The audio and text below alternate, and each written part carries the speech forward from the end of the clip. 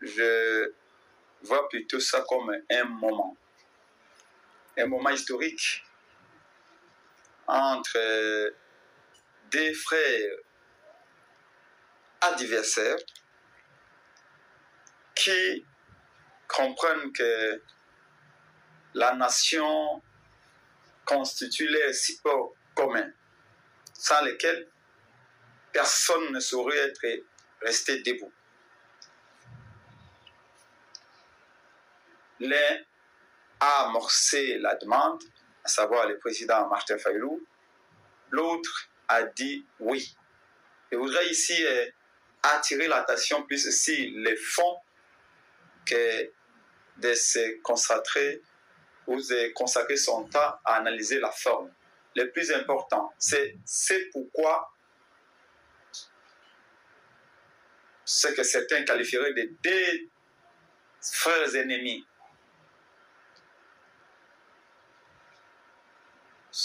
ont décidé de se voir, de se parler, plutôt que de dire ben, revirement. Il n'y a aucun revirement. C'est une rencontre qui, selon moi, a renforcé à chacun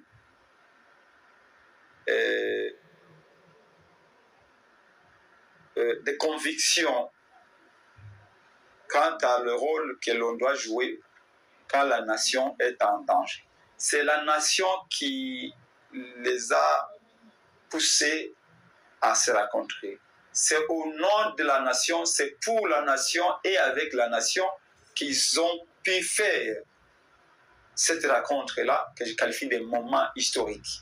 Mais est-ce que vous le reste, c'est aux historiens d'écrire, mais moi, je peux vous dire que le peuple est l'historien par excellence, et quand je vois les réactions qui nous parviennent de l'Équateur, du Katanga, du Kasaï, du Bandou, du Congo central, du Nord Kivu, les zones surtout occupées, et de Maniema, les gens sont très contents de voir qu'on peut se dépasser, on peut oublier tout et privilégier l'unité et la cohésion. Alors comment comprendre cela?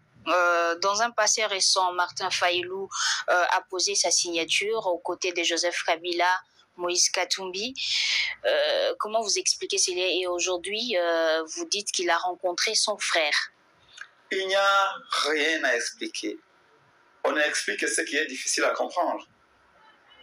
Mais là, tout est clair. Parlant du communiqué commun de l'opposition, si le cher Martin Fayulu avait apposé sa signature, vous avez lu le contenu, la substance même de ces communiqués. Que dit-on dans ces communiqués signés par les 4 leaders de l'opposition? Ils étaient favorables pour un dialogue inclusif, par exemple? Le dialogue, c'est extrêmement important. Mais il y a quelque chose encore de plus important.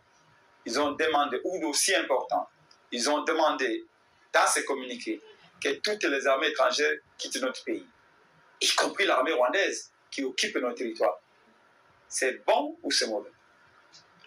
Fayulu a posé sa signature sur la déclaration qui dit que tous les mercenaires qu'on amène ici, qu'on importe ici, et qui nous coûtent cher, qui nous coûtent 30 fois plus cher que ce que gagnent les 50, 100 militaires congolais, ces mercenaires doivent quitter notre pays. Et dans ces communiqués, on avait dit il faut un dialogue national. J'ai fait cet exercice, je m'applique pour vous montrer que Martin Fayulu est dans la continuité de cette logique que le peuple applaudit. Maintenant, la rencontre avec Félix Tshisekedi, qu'est-il parti chercher chez Félix Tshisekedi? Eh bien, que Félix Tshisekedi accepte de rencontrer les facilitateurs, ceux qui font les bons offices, à savoir l'Église catholique et les CC. Il a commencé ces mots en disant à Félix Tshisekedi, mon frère, chacun a ses convictions, chacun a son projet de société, ce qui est normal. Mais il y a quelque chose que l'un ne peut pas posséder sans que l'autre aussi on puisse être un bénéficiaire. C'est la terre. Si nous disons que nous sommes adversaires, nous sommes politiciens, c'est parce qu'il y a les supports communs qui est le Congo.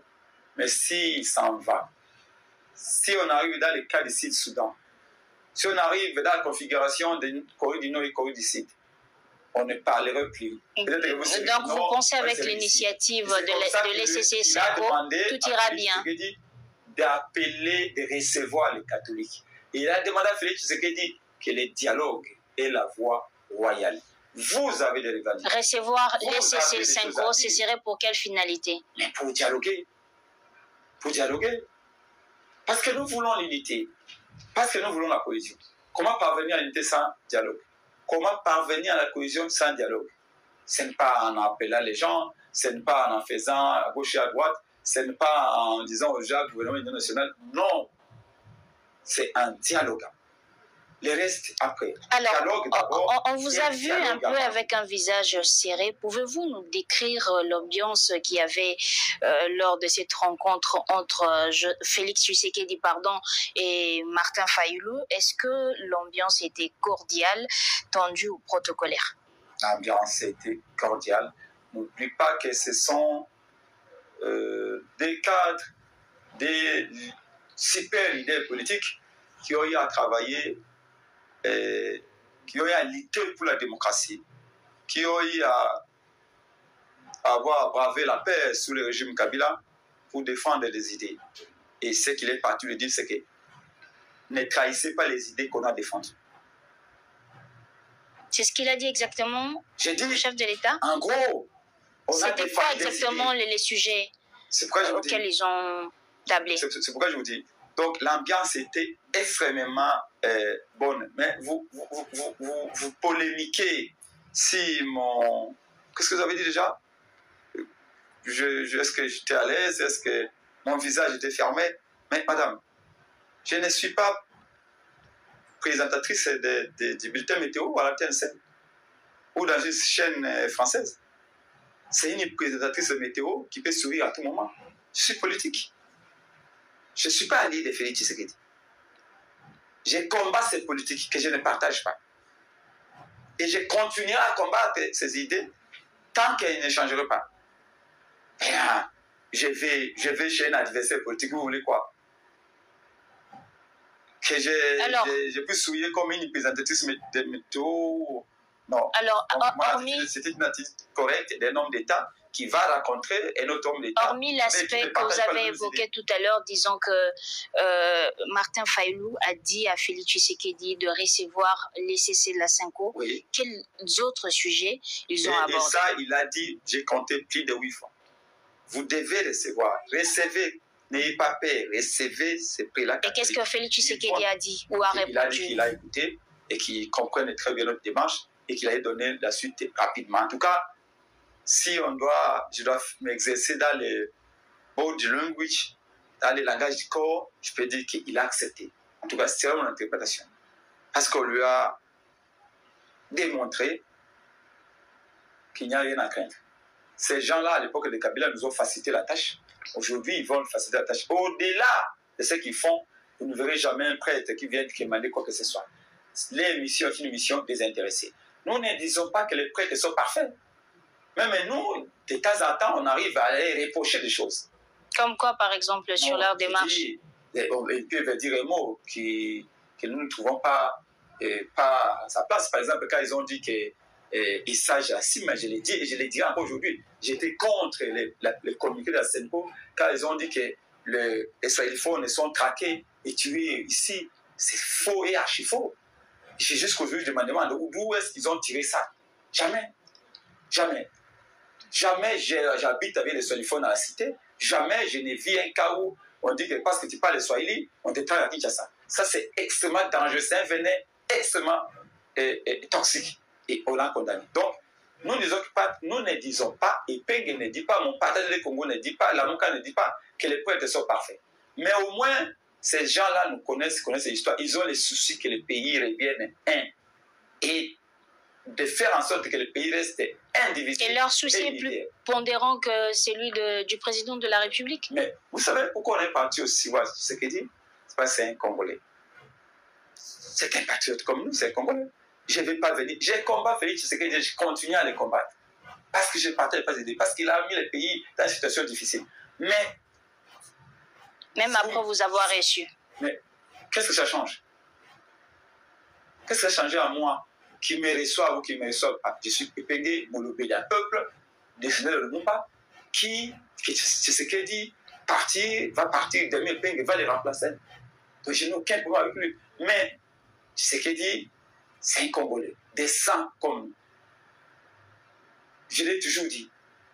Avec qui, malgré tout ce qu'il a fait, toute l'humiliation qu'il a fait subir, on peut parler avec lui. Si Kabila, hier on a parlé avec lui, pourquoi on ne parlait pas avec Tshisekedi?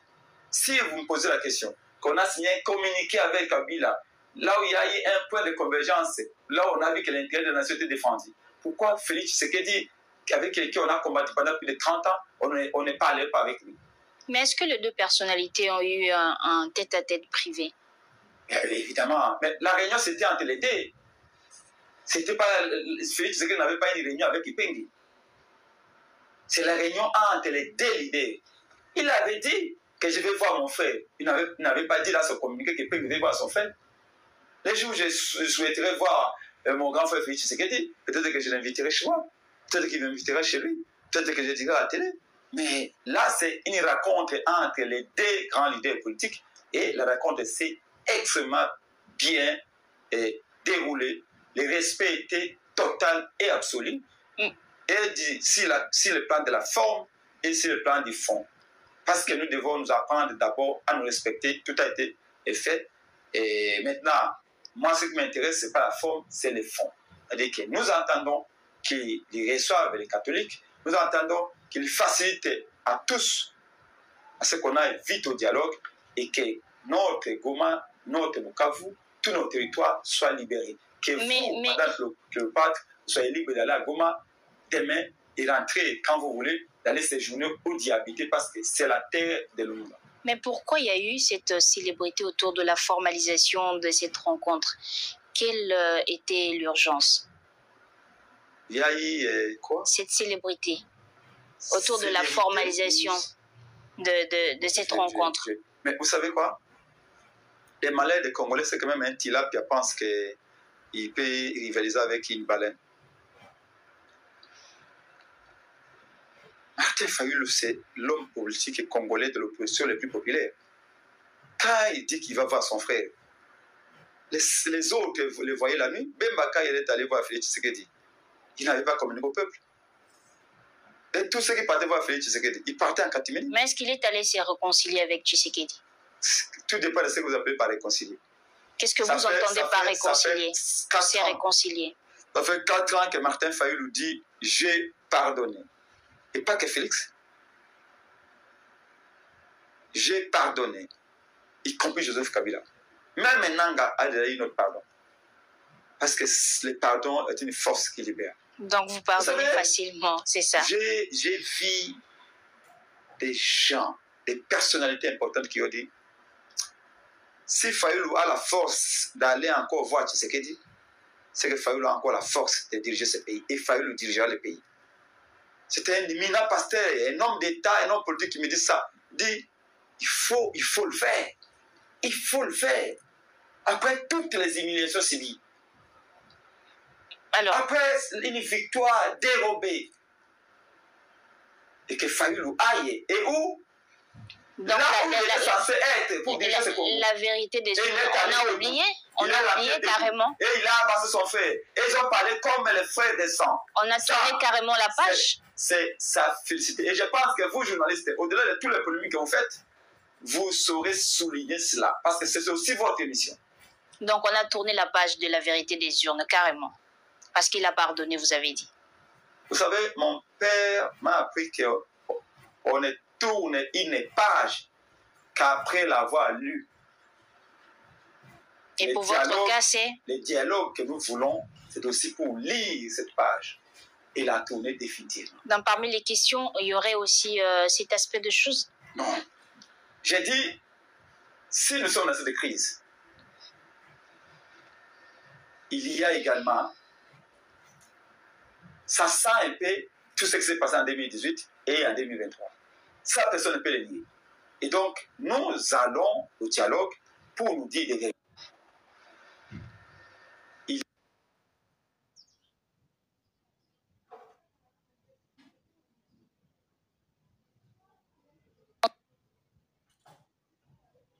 À cet appel à la réconciliation ou à l'unité. Excusez-moi, je n'ai pas compris. Je dis quel message ou quel geste fort attendez-vous du président Félix Tshisekedi pour répondre à cet appel à la réconciliation? On a au dialogue. Et pour aller au dialogue, il faut qu'il reçoive les pasteurs de l'ECC et les prélats catholiques.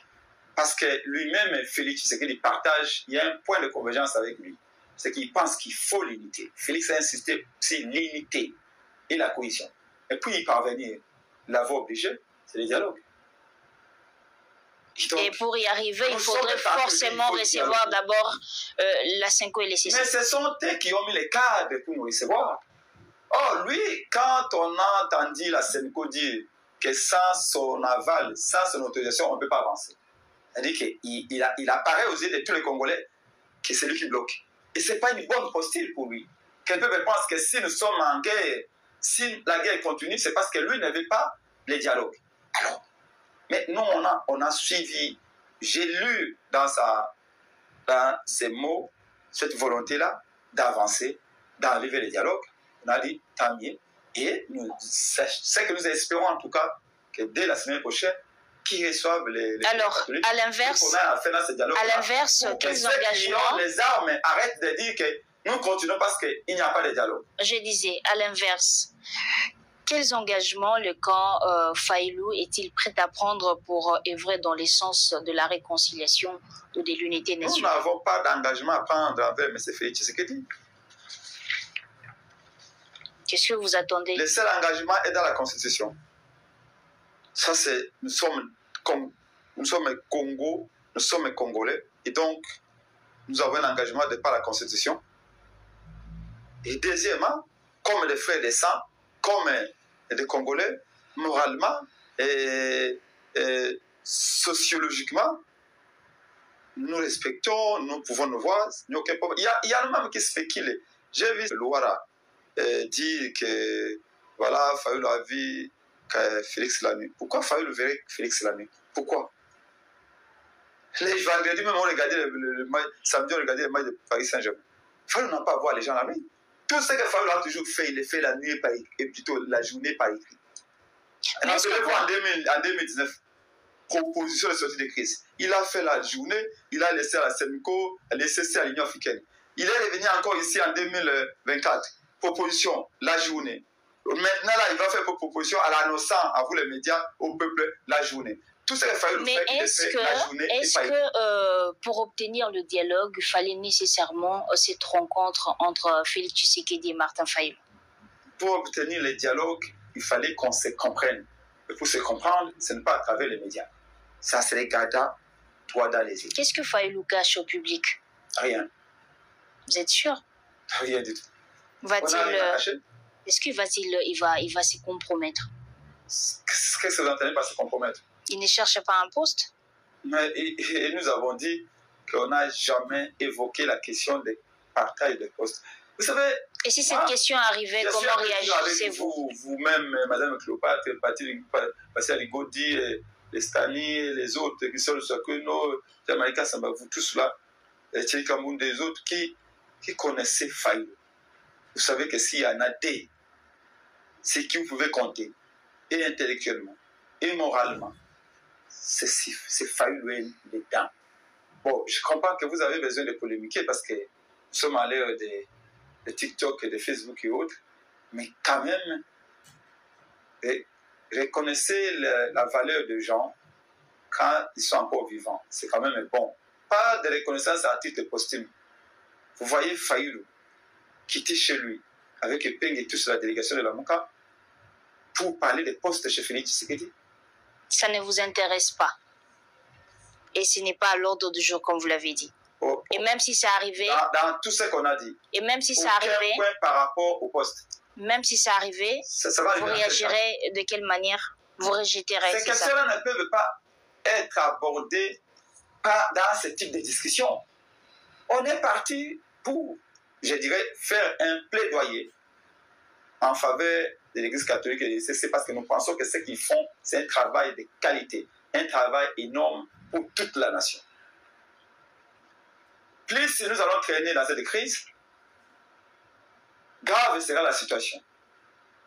Parce que pour nous, il y a urgence que nos territoires soient libérés. On ne peut pas accepter que ces gens-là s'habituent avec des rebelles. La logique des armes n'est jamais bonne. Moussa est arrivé ici, il a fait quoi? Il a fermé tous les partis politiques. Vous croyez que moi, mon passage de Congo existe encore à Goma? Non, tous mes militants sont chez eux à la maison. Ils ne peuvent plus porter les fusils, ils peuvent se peindre. Martin Fayulu a parlé de la création d'un camp de la patrie. Qu'est-ce que ça veut dire? C'est un état d'esprit. C'est une philosophie. C'est une manière de voir les choses qui se fonde sur le principe que quand votre maman, votre mère est malade, tout enfant responsable chercherait d'abord à s'occuper de sa mère. Quel est cet enfant normal qui a un cerveau, qui a une conscience, qui a les moyens d'aider sa mère? Il laisse sa mère alitée pendant une année sans la visiter, sans l'aider, sans donner de quoi lui procurer des soins de qualité. C'est une métaphore qui veut dire que le Congo, c'est notre mère patrie. C'est notre bien le plus précieux. C'est lui qui fait que nous sommes ce que nous sommes. Et notre mère est malade. Elle est presque dans le coma parce que notre maman Congo est divisée en deux. Et les enfants disent non, entendons, non, voyons, non. C'est ce que Fayulu a dit. Il faut sauver d'abord cette mère patrie. Qui sont censés faire partie de ces camps de la patrie? Donc, tout celui qui pense que le Congo ne peut pas être comme le Soudan, le Congo ne peut pas être comme la Corée, est dans le camp de la patrie. En quoi ça serait différent du gouvernement d'union nationale? Je vous parle que ce n'est pas une plateforme politique. Ce n'est pas musique, association Banakin. Ce n'est pas non plus un club d'amis. J'ai dit, c'est un état d'esprit. C'est un peu comme quand vous voulez prendre l'indépendance. Tout celui qui pensait que les humiliations que nous subissons matin, midi et soir ne peuvent plus durer. Il y en a qui étaient à la maison mais qui pensaient seulement. Qui étaient au fond avec Lumumba et les autres, et Tchombe et les autres. Ça, il était dans les camps de la patrie. Tout celui qui pense que la Constitution doit être changée pour être sous pouvoir n'est pas dans les camps de la patrie. Tout celui qui pense que le fédéralisme qu'on a en train de nous amener, c'est un poison exporté du Rwanda pour faciliter au Rwanda de prendre nos terres est dans les camps de la patrie. Tout celui qui est contre les armes est dans les camps de la patrie. Nous ne croyons pas aux armes. C'est nous qui avions la légitimité. Et qui devrait être à la tête de ces camps? Qui devrait être à la tête de ces camps? De tous ceux qui font la guerre. Je dis, les camps de la patrie comme patron, les Congo. C'est pas un individu. Tous ceux qui ont pris les armes là, personne n'a la légitimité de prendre des armes comme moi et Pengue. Comme Fayulu. Fayulu a toute la légitimité. Peut prendre les armes en se disant, j'ai une raison. On m'a pris ma victoire, mais il ne l'a pas fait. Il ne l'a pas fait. Alors, si quelqu'un peut se fabriquer une raison pour prendre les armes, c'est qu'il n'est pas dans le camp de la patrie. Ceux qui ont voulu également changer la Constitution, Dieu merci, ils ne sont plus dans cette voie-là. Mais tout celui qui viendra demain pour dire, je vais changer la Constitution, pour maintenir au pouvoir, vous pouvez ceci, il n'est pas dans le camp de la patrie. Donc, le camp de la patrie, c'est un esprit. C'est un peu comme le combat qu'on a maintenant avec Etienne Tshisekedi au moment. Quand on menait le combat avec les vieux Chichi en 2011, nous étions dans le cadre de la patrie. Tous ceux qui pensaient qu'un troisième mandat était possible pour Kabila, glissement était possible pour Kabila, nous tous, nous étions dans le cadre de la patrie. Tous ceux qui pensaient qu'il faut changer la constitution pour Kabila un troisième mandat comme les Jean-Pierre Eliaou et les Bouyaya étaient dans les camps des ennemis. Donc, le camp de la patrie, ce n'est pas une plateforme. La MOUC est une plateforme l'opposition radicale, nous continuerons notre combat jusqu'au bout comme Lamuka. Mais le camp de la patrie est une philosophie, est une façon d'être, une façon de se positionner face aux armes qui ne peuvent que nous amener dans le chaos. Alors, pensez-vous... Mouzé est arrivé, comme je vous ai dit, Mouzé est arrivé, Mouzé nous a dit, je suis venu vous libérer. Quelques années après, c'est autour de Bemba. Bemba a dit, non, non, la libération de Mouzé était une libération piratée, simili, à la chinoise. Moi, je vous amène à la vraie libération. Bemba a pris les armes, il est venu. Après Bemba, c'est tout de Nanga. Pensez-vous que cette simple rencontre... La libération de Nanga et la libération de Mouzé, de Bemba, c'est des fausses libérations. Moi, je vous amène une vraie. Madame, je parie, c'est certain, que si Nanga vient avec les armes, même s'il s'est installé aujourd'hui, il sera aussi béni par les armes. Comme on dit, celui qui tue par l'épée, périt par l'épée. Alors, nous sommes en train de chuter. Ce sont des vastes comédies. Nous disons tous, y compris Nanga, nous devons parler. Mais la priorité, il faut taire les armes. Voilà. Vous saurez dire, on parle et non, les têtes de nos frères sont coupées. Ici, nous prêchons la paix. On arrête de dire l'autre est sorcier, mais quand même qu'il y ait une réelle volonté d'aller autour de la table. C'est-à-dire, autour de la table, on associe et les rebelles et les Congolais de votre trompe et tous les autres, c'est ça? Sur la table, il n'y aura que les Congolais. Parce que c'est une affaire congolaise. Que des Congolais. Et pas les Congolais aussi manipulés. Sur la table, nous voulons que tous ceux qui ont une part de responsabilité soient là. Parce que c'est avec ceux qui ont créé... C'est vrai. Ce problème ici, il faut le traiter avec toutes les parties prenantes. Tous ceux qui ont posé problème. Qu'on écoute leurs problèmes. Et ces parties prenantes, il y a notamment... On va poser la question à Nanga. Ces parties prenantes, il y a notamment... Il va y être, ne vous en faites pas. Nanga, on va lui poser la question sur la table. Vous avez pris les armes, mais pourquoi? Et il va nous dire, excusez-moi, je ne connais pas la raison pour laquelle Nanga a pris les armes, moi. C'est moi qui devais prendre les armes. Et en plus, j'ai le courage nécessaire pour... Lui, il a pris les armes, pourquoi? Vous connaissez? Vous connaissez pourquoi Nanga a pris les armes? Vous voyez? C'est la table que vous verrez que les gens viendront comme ça, on se rend compte qu'ils n'ont aucune raison. Si ce n'est que... Bon, ils vont dire qu'il y a la dictature. Oui, Félix gère mal le pays. Félix gère très mal le pays. Mais allons-y, allons-y.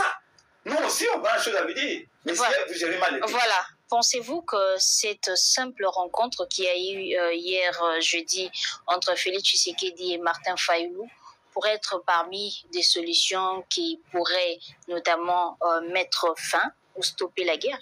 Ce n'est pas une simple rencontre. Allez lire l'histoire. Ce sont des rencontres qui bouleversent tout. Vous avez vu? Depuis que Fayulu a annoncé qu'il allait rencontrer son frère Félix Tshisekedi, le monde s'est arrêté. Toute l'actualité. Les peuples ne parlent que de ça. Dans les arrêts de bus, partout. C'est la force de la légitimité de quelqu'un. Donc vous pensez que ça peut arrêter la guerre, cette rencontre? Mais cette rencontre s'inscrit dans le processus. Le dialogue, c'est un processus. Il y a l'étape des bons offices et l'étape du dialogue proprement dite et l'étape des décisions qui seront prises et tout sera mis à plat. C'est un moment. Donc le M23 c'est pas parce que les deux personnalités n'étaient plus proches? Excusez-moi? Le M23 c'est pas parce que les deux personnalités n'étaient plus proches. Je parle de Félix Tshisekedi et Martin Fayulu. Parce que vous avez dit tout à l'heure que cette rencontre c'était un début d'avancement dans les positifs par rapport à cette question sécuritaire qui touche la RDC. Ce que vous devez savoir, c'est que nous ne sommes pas les alliés de Félix Tshisekedi. Nous n'avons pas créé une plateforme avec Félix Tshisekedi. Nous sommes une plateforme d'opposition radicale. Nous sommes, et je répétise encore, nous sommes partis voir Félix Tshisekedi comme un frère de sang, un patriote congolais, avec qui nous pouvons discuter sur comment sauver notre bien commun qui est le Congo. C'est très clair.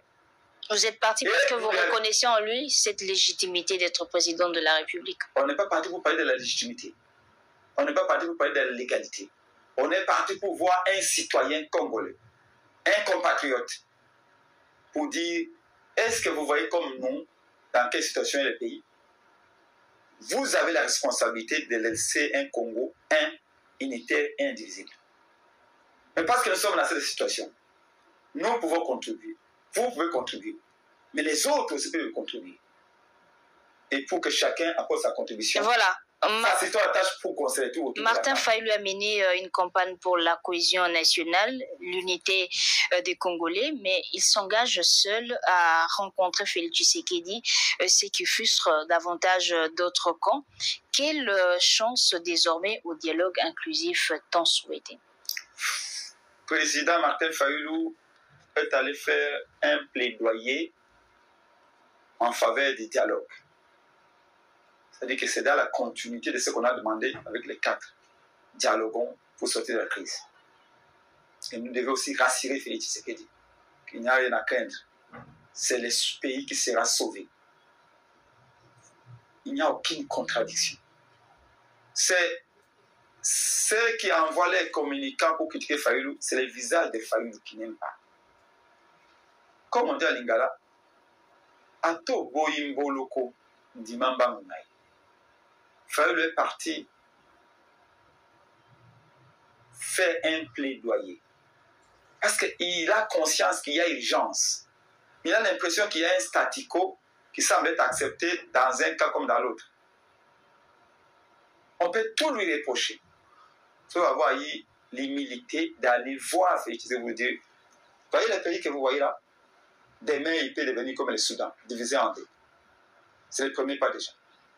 Dis-moi, Moïse Katumbi est allé aux États-Unis pour faire aussi un lobby au fin que la paix revienne au Congo. Il a reçu l'ordre de qui? Il a demandé à qui? C'est un leader politique important qui pense que dans la recherche de la paix, dans ses contacts, il peut aussi aller dire à ceux qui aiment le Congo d'aider le Congo à sortir de la crise. Joseph Kabila est à Goma. Il avait demandé l'autorisation à qui d'aller dans une zone de guerre. Il a été de consulter là-bas. Il a dit quoi? Il a été de consulter pour chercher la paix. Il a vu qui? Il a autorisé qui? Troisièmement, est-ce que nous sommes les alliés de Kabila? Est-ce que nous avons créé une plateforme avec Kabila? Moi, je suis un allié de Kabila? Non. Nous sommes la Mouka. Notre premier allié, c'est le peuple. Et le dernier d'ailleurs aussi. Voilà.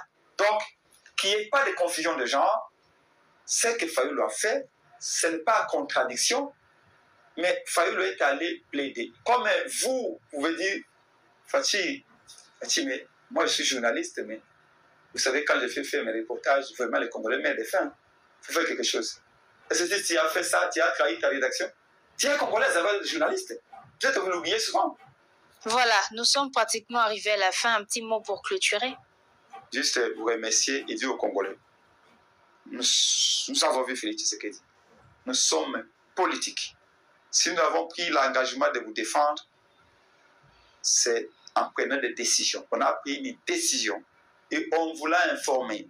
On a dit ce qu'on allait faire et on l'a fait. Merci pour vos félicitations. Merci pour vos encouragements.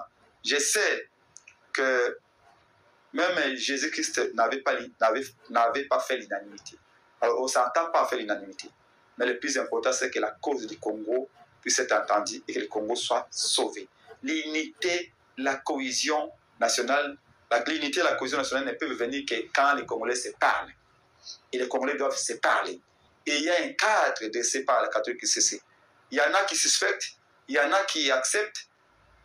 Rapprochons nos points de vue pour trouver une solution. C'est ça ce qu'on a dit à Félix Tshisekedi. Recevez les catholiques, écoutez-les. Et de cette écoute, le pays peut avancer. Mais le dialogue que nous voulons, pour lequel on est parti pour plaider, c'est un dialogue inclusif. Tous les leaders, toutes les parties prenantes et tous les acteurs représentatifs doivent être là pour qu'on puisse résoudre la question du Congo une fois pour toutes. Et ce sera à l'honneur de tous, et de Félix, et de Fayulu, et de Katumbi, et des autres. Voilà le message que nous